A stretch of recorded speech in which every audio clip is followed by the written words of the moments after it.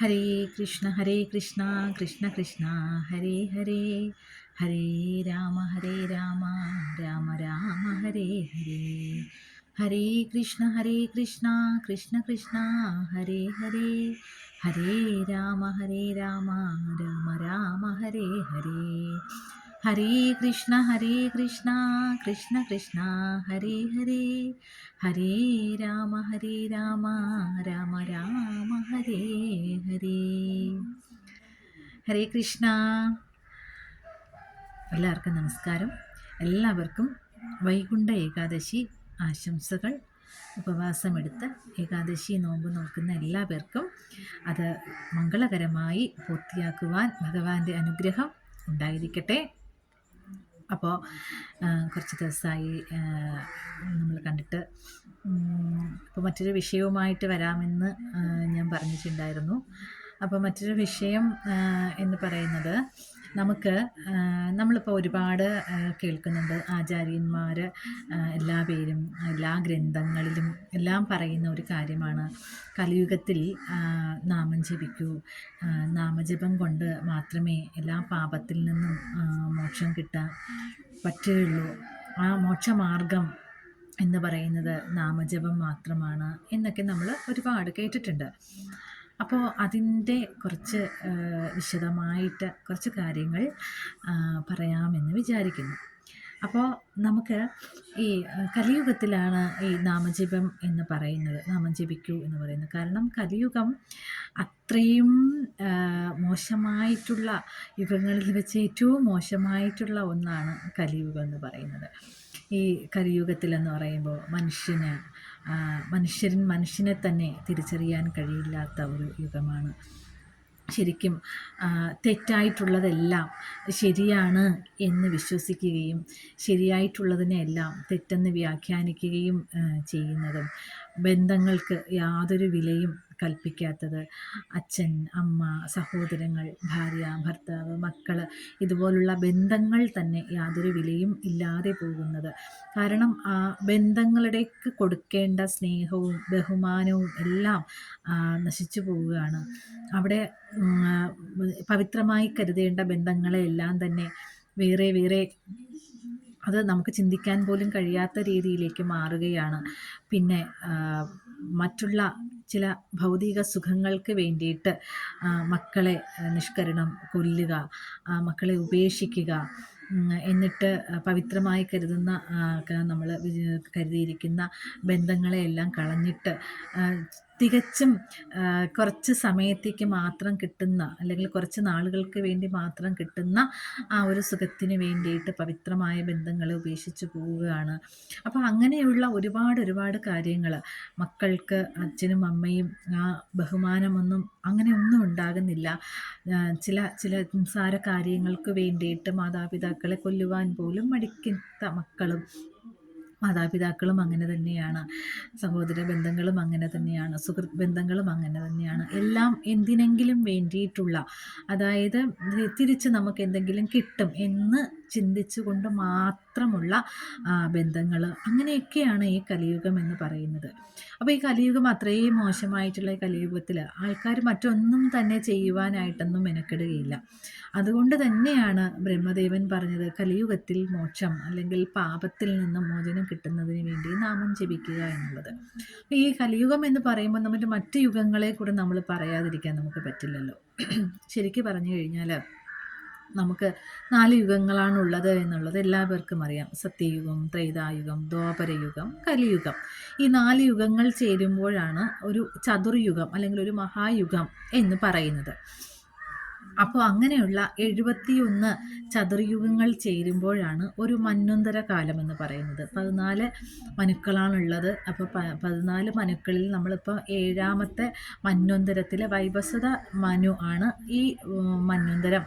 അതിൻ്റെ ഭരണാധികാരി എന്ന് പറയുന്നത് വൈവസ്വത മനു ആണ്. അപ്പോൾ ഈ നമ്മൾ ഈ 7ാമത്തെ വൈവസ്വത മന്വന്തരത്തിൽ അതിലെ 28ാമത്തെ ചതുർയുഗത്തിലുള്ള ഉള്ള കലിയുഗത്തിലാണ് നമ്മളിപ്പോൾ ജീവിച്ചു കൊണ്ടിരിക്കുന്നത്. അപ്പോൾ ഞാൻ പറഞ്ഞു 71 ചതുർയുഗങ്ങളാകുമ്പോഴാണ് ഒരു മന്വന്തര കാലഘട്ടമാകുന്നത്. അങ്ങനത്തെ 6 മന്വന്തരങ്ങൾ കഴിഞ്ഞു പോയി. അതിൽ 7ാമത്തെ മന്വന്തരത്തിൽ 28ാമത്തെ ചതുർയുഗത്തിലെ കലിയുഗത്തിലാണ് നമ്മൾ ജീവിക്കുന്നത്. അപ്പോൾ ഓരോ യുഗത്തിലും ശരിക്കും പാപത്തിൽ നിന്ന് ഒരു മോക്ഷം കിട്ടുവാനായിട്ട്, പാപമോചനം കിട്ടുവാനായിട്ട് എന്തെല്ലാമാണ് അനുഷ്ഠിക്കേണ്ടത് എന്ന് ഋഷിവര്യന്മാർ പറഞ്ഞു വച്ചിട്ടുണ്ടായിരുന്നു. അപ്പോൾ നമ്മുടെ സത്യയുഗം എന്ന് പറയുമ്പോൾ ശരിക്കും പറഞ്ഞു കഴിഞ്ഞാൽ ധർമ്മവും നീതിയും സത്യവും മാത്രമുള്ള ഒരു യുഗമായിരുന്നു സത്യയുഗം. എന്നാൽ ആ യുഗത്തിൽ തന്നെ നമുക്ക് ആ യുഗത്തിലുള്ളവർക്ക് തന്നെയും മോക്ഷത്തിന് വേണ്ടിയിട്ട് പറഞ്ഞിട്ടുണ്ടായിരുന്നത് കഠിനമായ തപസ്സായിരുന്നു പറഞ്ഞിട്ടുണ്ടായിരുന്നത്. അപ്പം നമുക്കറിയാം, പല പുരാണങ്ങളിലും നമ്മൾ കേട്ടിട്ടുണ്ട്, വായിച്ചിട്ടുണ്ട്. പലരും അവരുടെ ഗൃഹസ്ഥ ജീവിതം കഴിയുമ്പോൾ പിന്നെ തപസ്സിനായി കൊടും വനത്തിലേക്ക് പോയിട്ടുണ്ട് എന്നുള്ളത് നമ്മൾ വായിച്ചും കേട്ട കാര്യങ്ങളാണ്. അപ്പോൾ അങ്ങനെ തന്നെ സത്യയുഗത്തിൽ പാപമോക്ഷത്തിന് വേണ്ടിയിട്ട് കഠിനമായ തപസ് അനുഷ്ഠിക്കണമെന്നായിരുന്നു പറഞ്ഞിരുന്നത്. അപ്പോൾ ത്രേതായുഗത്തിലേക്ക് വന്നപ്പോഴത്തേക്കും സത്യവും ധർമ്മവും നീതിയും എല്ലാം ഉണ്ടെങ്കിൽ തന്നെ കുറേശ്ശെ അധർമ്മവും കൂടെ ഇങ്ങനെ വരുന്നുണ്ടായിരുന്നു ത്രേതായുഗത്തിൽ.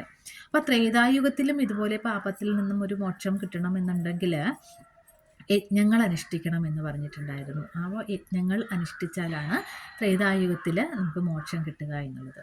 അതുപോലെ തന്നെ ദ്വാപരയുഗമായപ്പോഴത്തേക്കും സത്യത്തിനോടൊപ്പം തന്നെ, അല്ലെങ്കിൽ ധർമ്മത്തിനോടൊപ്പം തന്നെ അധർമ്മവും രണ്ടും സമാസമമായിരുന്നു ദ്വാപരയുഗത്തിൽ ഉണ്ടായിരുന്നത്.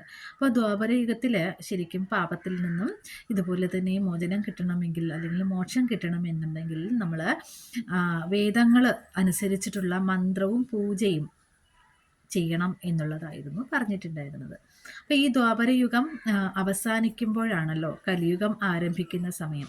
അപ്പോൾ ഈ ദ്വാപരയുഗം അവസാനിക്കുന്നത് തന്നെയും കലിയുഗം എങ്ങനെ ആയിരിക്കും എന്നുള്ള ഒരു മുൻ സൂചന നൽകിക്കൊണ്ടായിരുന്നു ദ്വാപരയുഗം അവസാനിക്കുന്നത്. അതായത് ഇപ്പോൾ നമുക്ക് എന്തെങ്കിലും വലിയ ഒരു സംഭവം, ഒരു ദുരന്തം വരാനിരിക്കുകയാണെങ്കിൽ, ഇപ്പോൾ ഒരു ഭൂമികുലുക്കം, ഉരുൾപൊട്ടൽ അങ്ങനെയൊക്കെ ഉണ്ടാകുമ്പോൾ പ്രകൃതി കുറച്ച് സൂചനകൾ നൽകാറുണ്ട്. അതുപോലെ ഇപ്പം നിസ്സാരമായി പറയുകയാണെങ്കിൽ ഒരു വലിയ ഒരു മഴ പെയ്യുകയാണെങ്കിൽ പോലും അതിന് മുന്നേ ആയിട്ട് കാർമേഘം ഉരുണ്ടുകൂടി ഇടിയും മിന്നലും ഒക്കെ ഉണ്ടായി. അപ്പോൾ നമ്മൾ തന്നെ അതങ്ങനെ പറയും, ഇതാ വലിയൊരു മഴ വരാൻ പോകുന്നു എന്നുള്ളത്. അപ്പോൾ അതുപോലെ തന്നെയായിരുന്നു ദ്വാപരയുഗത്തിൻ്റെ അവസാനത്ത് കലിയുഗം എങ്ങനെ ആയിരിക്കും എന്നുള്ള ഒരു സൂചന ഭഗവാൻ നൽകിക്കൊണ്ടായിരുന്നു ദ്വാപരയുഗത്തിൻ്റെ അവസാനം ഭഗവാൻ തൻ്റെ അവതാരങ്ങളെല്ലാം പൂർത്തിയാക്കി സ്വധാമത്തിലേക്ക് മടങ്ങിപ്പോയത്.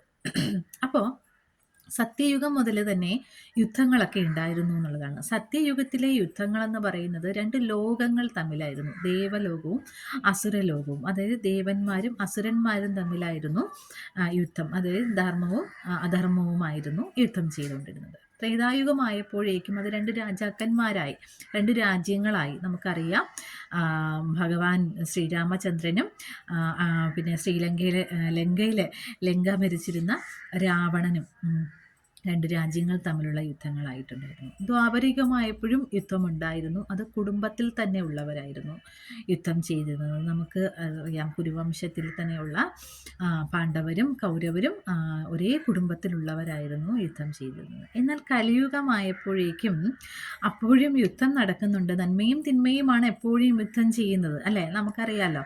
അപ്പോൾ ത്രേതായുഗത്തിലാണെങ്കിലും രാവണനും ഭഗവാനും തമ്മിലുള്ള യുദ്ധമായിരുന്നു, നന്മയും തിന്മയും തമ്മിലുള്ള യുദ്ധമായിരുന്നു. അതുപോലെ തന്നെ കുരുക്ഷേത്ര യുദ്ധം നടന്നത് മഹാഭാരത യുദ്ധത്തിൽ നമുക്കറിയാം, നന്മയും തിന്മയും തന്നെയായിരുന്നു, അല്ലേ?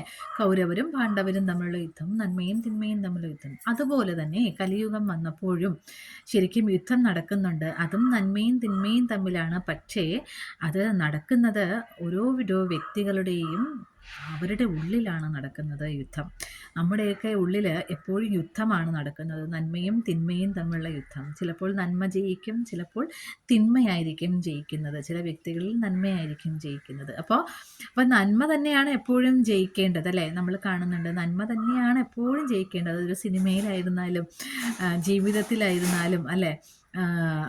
ഭഗവത് പുരാണങ്ങളിലായിരുന്നു എപ്പോഴും നന്മ തന്നെയാണ് ജയിക്കേണ്ടത് എന്നുള്ളത്.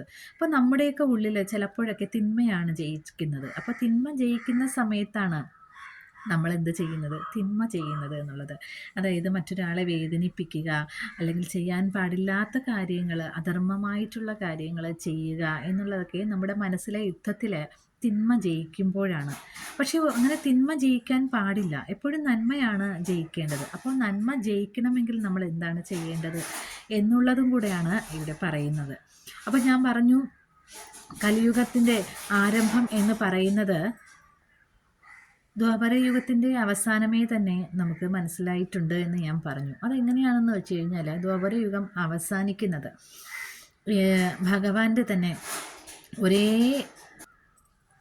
വംശത്തിലുള്ളവർ പരസ്പരം പോര് നടത്തി മരിച്ച് അങ്ങനെ ആ വംശം നശിച്ചാണ് ദ്വാപരയുഗം അവസാനിക്കുന്നത്. അതിന് കാരണക്കാരനായത് ആ വംശത്തിൽ തന്നെ ഉണ്ടായിരുന്ന ഭഗവാന്റെ തന്നെ പുത്രനായ സാമ്പൻ. ജാമ്പവതിയിൽ ഭഗവാന് ജനിച്ച പുത്രനായിരുന്നു സാമ്പൻ. കൂട്ടത്തിൽ വികൃതിയായിരുന്നു സാമ്പൻ. അപ്പോൾ ഒരിക്കൽ സാമ്പനും കൂട്ടുകാരും കളിച്ചുകൊണ്ടിരിക്കുമ്പോഴാണ് സപ്തർഷികൾ അതുവഴി വരുന്നത്. അപ്പോൾ ഇവരെ കണ്ടപ്പോഴത്തേക്കും ഇവരുടെ ജ്ഞാനം ഇത്രത്തോളം ഉണ്ട് എന്ന് ഒന്ന് പരീക്ഷിക്കാനും ഇവരെ ഒന്ന് കളിയാക്കാനുമായിട്ടാണ് കൂട്ടുകാർ സാമ്പനെ ഗർഭജ്ഞയായ ഒരു സ്ത്രീയുടെ വേഷം കെട്ടിക്കുന്നത്. അപ്പോൾ ആ വേഷം കെട്ടിച്ചിട്ട് മുനിമാരുടെ അടുത്ത് കൊണ്ട് നിർത്തിയിട്ട് ചോദിക്കുന്നുണ്ട്, ഇവൾ പ്രസവിക്കുന്നത് ആൺകുട്ടിയായിരിക്കുമോ പെൺകുട്ടിയായിരിക്കുമോ എന്ന് ചോദിക്കുന്നുണ്ട്. അപ്പോൾ ജ്ഞാനദൃഷ്ടിയുള്ള മുനിമാർക്ക് മനസ്സിലായി തങ്ങളെ പരിഹസിക്കുന്നതിന് വേണ്ടിയിട്ടാണ് അങ്ങനെ ചെയ്തതെന്ന്. അപ്പോൾ അവർക്ക് വല്ലാത്ത ദേഷ്യം തോന്നി. അപ്പോൾ അവർ പറഞ്ഞു, ഇവൾ പ്രസവിക്കുന്നത് ആൺകുട്ടിയുമായിരിക്കില്ല പെൺകുട്ടിയുമായിരിക്കില്ല, ഒരു ഇരുമ്പ് ഉലക്കയായിരിക്കും പ്രസവിക്കുന്നതെന്ന് പറഞ്ഞു. അതുപോലെ തന്നെ സാമ്പൻ പ്രസവിച്ചു ഒരു ഇരുമ്പുലക്ക. ഇത് കണ്ടപ്പോൾ കുട്ടികൾ പേടിച്ചു പോയി. അപ്പോൾ അവർ ഓടി കൊട്ടാരത്തിലെത്തി. അവിടെ ഉഗ്രസേന മഹാരാജാവും ഭഗവാനും എല്ലാവരും ഉണ്ടായിരുന്നു. അപ്പോൾ ഈ നടന്ന സംഭവങ്ങളൊക്കെ അവരോട് പറയുകയുണ്ടായി. അന്നേരം ഉഗ്രസേന മഹാരാജാവ് അതിനൊരു പ്രതിവിധി ഇങ്ങനെ പറയുകയുണ്ടായി. ഈ ഇരുമ്പിലൊക്കെ പൊടിയാക്കിയിട്ട് സമുദ്രത്തിൽ നിക്ഷേപിക്കാമെന്ന് പറയുന്നുണ്ടായിരുന്നു. അപ്പോൾ അതുപോലെ തന്നെ ചെയ്തു. അപ്പോൾ അവസാനം ഒരു കഷ്ണം ബാക്കി വന്നു. അപ്പോൾ അതിനെയും കൂടെ ആ സമുദ്രത്തിലേക്ക് നിക്ഷേപിക്കുകയുണ്ടായി. ആ ഒരു കഷ്ണത്തിനെ ഒരു മത്സ്യം വിഴുങ്ങുകയും ചെയ്തിട്ടുണ്ടായിരുന്നു. അപ്പോൾ അങ്ങനെ ഇരിക്കുമ്പോഴാണ് ഈ യദുവംശത്തിലുള്ളവർക്ക് പരസ്പരം എന്താ പറയുന്നത്, കുറ്റം പറയുന്നു, ഭഗവാനെ തന്നെ കുറ്റം പറയുന്നു, മദ്യം സേവിക്കുന്നു, വഴക്കുണ്ടാക്കുന്നു, അഹങ്കാരം, ഭഗവാൻ തങ്ങളുടെ വംശത്തിലുണ്ട് എന്നുള്ള അഹങ്കാരം കാണിക്കുന്നു. അപ്പോൾ അങ്ങനെയൊക്കെ ആയപ്പോൾ ഭഗവാന് തന്നെ മനസ്സിലായി തൻ്റെ അവതാര ലക്ഷ്യം പൂർത്തീകരിച്ച് മടങ്ങാനുള്ള, സ്വധാമത്തിലേക്ക് മടങ്ങിപ്പോകാനുള്ള സമയമായിട്ടുണ്ട്, യദുവംശത്തിനെ പൂർണ്ണമായും ഇല്ലാതാക്കിയിട്ട് വേണം പോകാനായിട്ട് എന്ന് ഭഗവാന് മനസ്സിലാകുന്നുണ്ടായിരുന്നു. അങ്ങനെ ഭഗവാൻ ഇവരെ എല്ലാം കൂട്ടിക്കൊണ്ട് പ്രഭാസ തീർത്ഥത്തിലേക്ക് പോകുന്നുണ്ടായിരുന്നു. അവിടെ വെച്ച് മറ്റു പിതൃതർപ്പണ കർമ്മങ്ങളെല്ലാം കഴിഞ്ഞതിന് ശേഷം വീണ്ടും ഇവർ മദ്യസേവ ചെയ്യുന്നുണ്ടായിരുന്നു.